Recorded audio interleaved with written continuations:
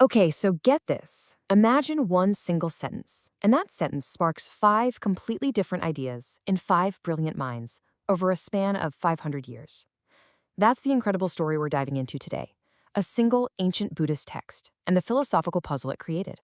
It really makes you wonder, right? How can one source, one single piece of writing, lead to so many different truths?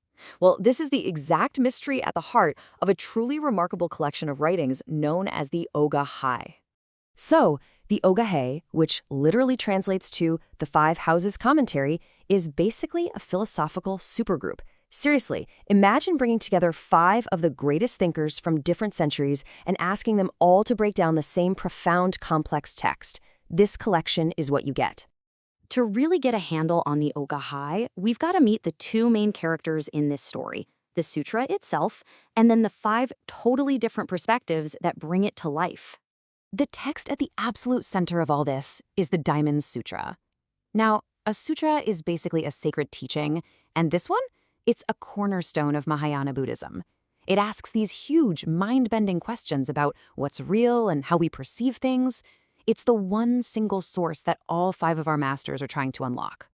All right, so now let's meet the members of this philosophical band. These are the five houses, the five commentators whose unique ways of thinking are what make the Oga Hae so special.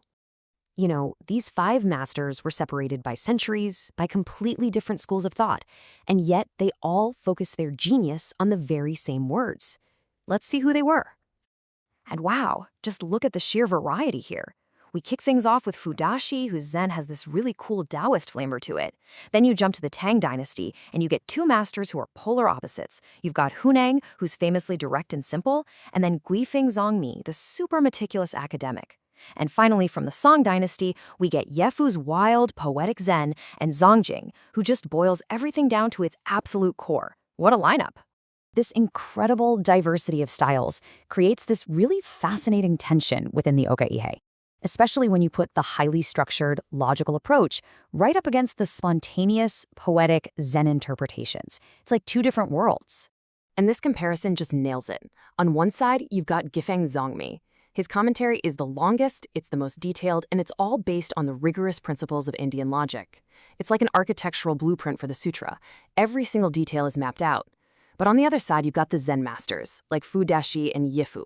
Their approach, it's more like an inkwash painting. It's intuitive, it's spontaneous, and it uses poetry to spark a sudden flash of insight, not to lay out a careful argument.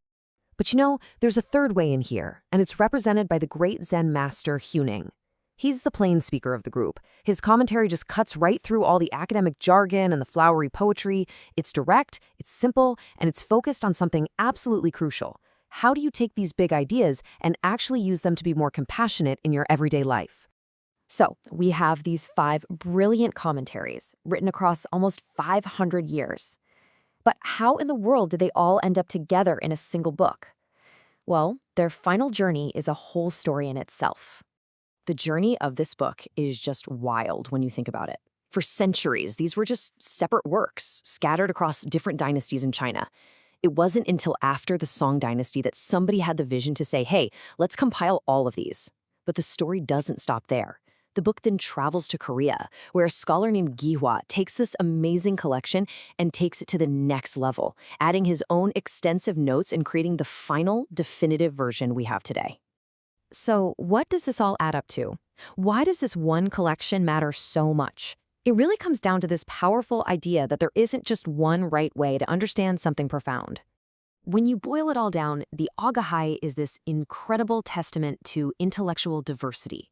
It shows us that you can reach the same truth through so many different paths, whether it's with rigorous logic, intuitive poetry, or just plain direct talk. It's like a living conversation that spans 1,000 years, one that was finally perfected and preserved by a Korean scholar.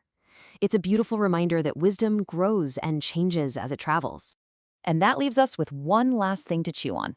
This collection celebrates 5 totally unique viewpoints. It kind of makes you wonder, if a sixth master, or hey, even you, were to approach this ancient text today, what completely new meaning might you discover? What would your commentary be?